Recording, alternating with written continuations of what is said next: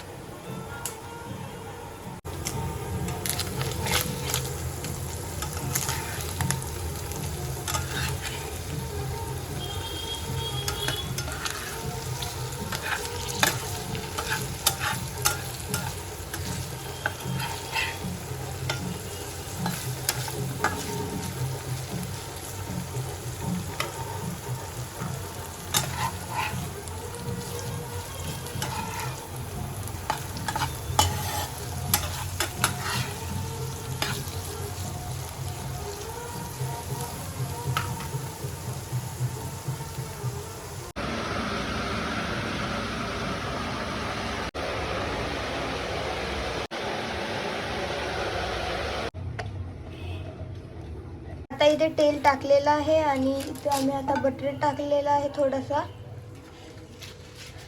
आता याला मेल्ट होऊन देतो आपण। इथे मेल्ट झालेला आहे बटर आणि इथे टाकलेला आहे जिरा। आता याला मिक्स करूया। टाकूया याच्यात कांदा।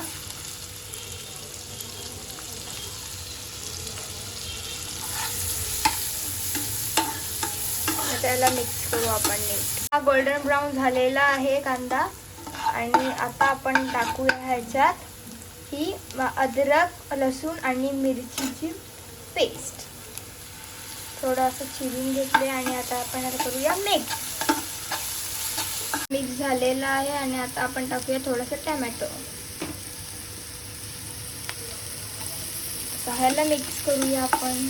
आता इथे छान असा कांदा टोमॅटो आणि अद्रक लसूण सॉफ्ट झालेला आहे, हे बघू शकता। आणि ह्याच्यामध्ये टाकूया हळद, जिरे पावडर आणि गरम मसाला। आता आपण ह्याला नीट मिक्स करूया जेणे की जे सर्व मसाले आहेत ते सर्व असे चिपकून राहतील। आणि हे आहे ह्याच्यात टाकलेला आहे काश्मीरी पावडर आणि आगरी कोळी मसाला। आता ह्याला पण आपण मिक्स करूया। ह्याच्यात पालकची पेस्ट टाकूया। झाकण देऊन पालकला शिजवूया। बघूया पालक, वाव, पालक खूप छानपैकी कुक झालेला आहे, हे बघा। आणि आता आपण टाकूया पनीर, हे आपण फ्राय करून घेतलेले, हे बघा। आता आपण हे पनीरला मिक्स करूया। 1 चम्मच मीठ आणि मीठ मिक्स करूया, हे बघा। आणि ह्याला 5 ते 10 मिनिटं झाकण ठेवूया। टाकूया लास्ट इन्ग्रेडियंट फ्रेश क्रीम आणि आपण ह्याला परत एकदा मिक्स करूया। फ्रेश क्रीम ह्याच्यासाठी टाकले कारण की थोडा क्रीमीनेस यायला। तर आपली डिश रेडी झालेली आहे आणि जर तुम्हाला ही आवडली असेल तर तुम्ही एकदा नक्की ट्राय करा घरी।